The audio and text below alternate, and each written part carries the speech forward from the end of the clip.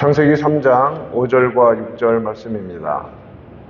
야고보서 1장 15절을 보면 욕심이 잉태한 즉 죄를 낳고 죄가 장성한 즉 사망을 낳느니라고 말씀하십니다.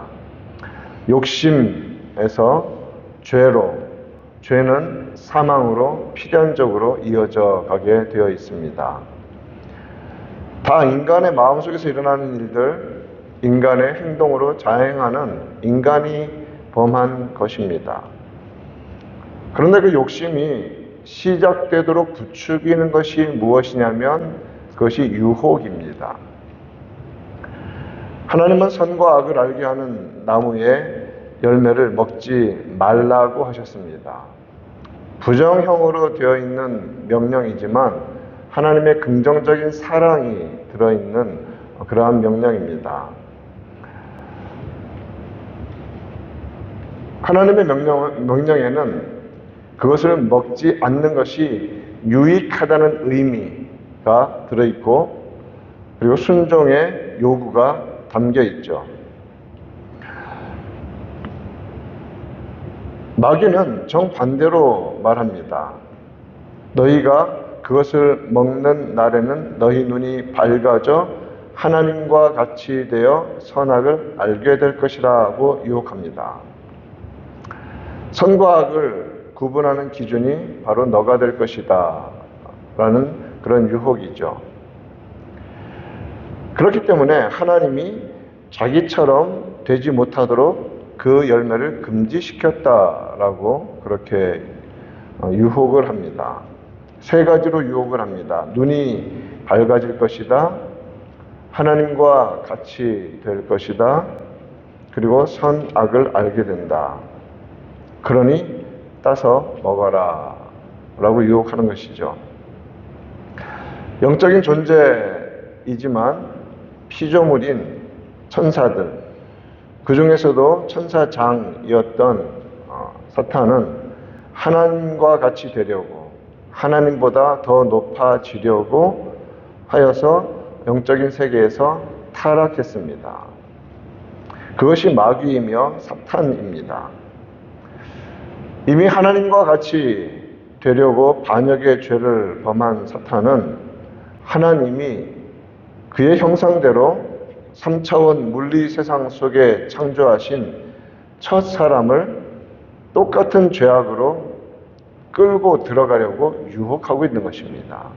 하나님같이 되라, 하나님보다 높아져라, 선과 악은 너가 기준이 되어서 판결해라, 그거죠. 하나님처럼 된다. 피조물이 창조주처럼, 아니 창조주보다 더 높은 위치로 올라가게 된다는 것이죠. 이제 너가 모든 판단의 기준이 되어서 너 방식대로 판단하고 행동하는 인생의 주인이 되라고 그렇게 유혹한 것입니다. 하와는 지금까지 하나님의 말씀의 틀 안에서 그 열매를 보아왔습니다. 하나님의 말씀에 당연히 순종해야 하는 당위성, 마땅히 순종해야 하는 그 당위성에서 벗어나지 않습니다. 그래서 선악을 알게 하는 나무의 열매를 먹지 않았습니다. 순종한 것이죠. 왜요? 그로 인한 결과는 반드시 죽기 때문에 그렇습니다. 그렇지만 유혹이 들어왔습니다. 거짓이 눈을 가립니다. 욕심과 욕망의 스크린이 그녀의 눈앞에 드리워졌습니다. 그래서 6절 말씀을 보면 여자가 그 나무를 본즉, 이전에도 많이 보았겠지만 이 본다는 게 이제 전혀 다른 의미겠죠. 그 나무를 본즉 먹음직도 하고 보암직도 하고 지혜롭게 할 만큼 탐스럽기도 한 나무인지라 라고 말합니다. 이 유혹의 스크린이 눈에 들어오면 하나님의 명령을 반하는 것이 좋게 느껴지기 시작합니다. 그런 효과를 마귀가 유혹이라는 스크린으로 눈을 가리게 하는 것이죠. 그러나 지금 그 나무를 보고 있는 것은 하와입니다. 직접 보고 있으며 직접 생각하고 있으며 직접 느끼고 있습니다. 자신의 삶의 영역입니다. 사탄의 유혹이 들어오지 않았을 때에는 먹지 말아라. 먹는 날에는 반드시 죽는다. 자, 이 말은 먹지 말아라. 안 먹으면 안 죽는다라는 말씀인데, 하나님의 명령이 가장 앞서 있었습니다. 그 명령이 네거티브 형태로 되어 있지만 하나님의 사랑이라는 것을, 하나님이 살리시기 위해서 적절하게 선을 그어 놓으신 것이라는 것을 순종의 마음으로 보면 알 수 있죠. 그런데 유혹의 눈으로 보면 더 좋은 것인데 왜 금지시켰을까라고 보이기 시작하는 것입니다. 말씀에 따라 살 때에는 그것을 보아도 이 육신적인 욕망과 연결되지 않았던 것이죠. 그 동산에 살면서 얼마나 자주 그 나무를 보아왔겠습니까?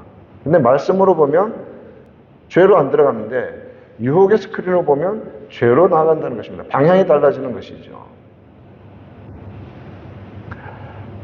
시편 119편 36절 37절에서 시편 기자는 이렇게 기도합니다. 내 마음을 주의 증거들에게 향하게 하시고 주의 말씀들에 우리의 마음의 방향이 향하게 하시고 탐욕으로 향하지 말게 하소서.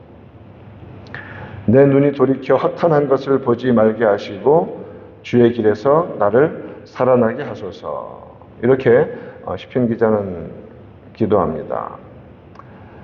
마음이 하나님의 명령에 집중되어 있을 때 마음은 탐욕으로 기울어지지 않습니다. 반대로 마음이 하나님의 명령에서 멀어지고 세상의 허탄한 것에 그것으로 채워져 있을 때 반드시 마음은 탐욕으로 기울어지게 되어 있습니다. 우리의 눈이 하나님의 인도하심에 집중하고 있을 때 세상의 정욕적인 허탄한 것을 눈여겨보지 않게 됩니다. 그런데 하와는 이제 그것을 보니라고 굳이 말하면서 이제 눈여겨보는 것입니다. 유혹의 스크린을 가지고 보기 시작합니다. 먹으면 하나님처럼 된다더라. 그 말이 계속해서 귀에서 울립니다. 그 악한 마귀의 유혹의 소리를 귀에서 맹맹거리는 그 소리를 가지고 그것을 보니 어떻게 보입니까? 그 나무를 본즉 먹음직도 하고 보암직도 하고 지혜롭게 할 만큼 탐스럽기도 한 나무라고 그렇게 성경은 말씀하십니다. 먹음직도 합니다. 보암직도 합니다. 보암직도 하다. 요한일서 2장에서 말하는 이 안목의 정력, 눈으로 보는 즐거움이 있습니다. 야, 참 자세히 보니 정말 맛있게 생겼네. 먹음직도 하고 보암직도 하고, 먹음직하다는 것은 육신의 정욕에 관한 것이겠죠. 안목의 정욕과 육신의 정욕과, 그리고 그것을 먹으면 하나님처럼 될 것처럼 보입니다. 이미 그것이 들어와 있습니다. 이미 세상의 말이 들어와 있습니다. 이미 유혹의 언어가 그 마음에 들어와 있습니다. 자기를 지으신 하나님만큼 지혜롭게 될 것처럼 보입니다. 그래서 이 땅 가운데서 자신이 가장 높은 존재가 될 것처럼 여겨집니다. 요한일서는 그것을 이생의 자랑이라고 하죠. 인류 첫사람의 가정에서 일어나고 있는 하와라는 한 여인의 개인에게서 일어나는 일이지만, 그것은 이 첫 가정에서 일어나고 있는 이 모든 과정은 믿는 사람들을 넘어뜨리는 원형, 프로토타입 같은 겁니다. 항상 그런 것들이 이 유혹과 죄와 넘어짐과 타락, 이 부분에 항상 연루되어 있습니다. 그래서 요한 1서 2장 16절 말씀은 이는 세상에 있는 모든 것이 육신의 정욕과 안목의 정욕과 이생의 자랑이라고 이 세 가지를 말씀하지 않습니까? 그러면서 뭐라고 말씀하십니까? 다 아버지께로부터 온 것이 아니요 하나님께서 주신 것이 아닙니다. 그걸 누가 던졌습니까? 사탄이 던졌습니다. 근데 그것을 넙죽넙죽 받는 이 죄악된 본성이 우리 속에 여전히 남아있다는 겁니다. 세상으로부터 온 것입니다. 그러기 때문에 오늘 우리가 이 부분까지만 말씀을 정리하면서 이처럼 육신의 정욕, 안목의 정욕, 이생의 자랑, 이 세 가지 요소가 언제나 믿음의 사람들을 넘어뜨리게 만드는 그러한 사탄이 쓰는 도구, 그리고 우리 속에 함께 있는 이 죄악된 본성이라는 죄는 적이니까, 원수니까 이것이 언제나 같이 발동하는 것입니다. 오늘 하루 우리 살아가면서 우리 삶 가운데 있는 실제적인 현상 속에서 육신의 정욕, 안목의 정욕, 이생의 자랑을 부추기는 것들이 무엇이 있는지, 그리고 그것에 우리가 어떻게 내면적으로 동조하며 움직이고 있지 않는지 자신을 살피는 그러한 은혜가 넘치는 귀한 하루가 되기를 우리 구주 예수님의 이름으로 축원드립니다.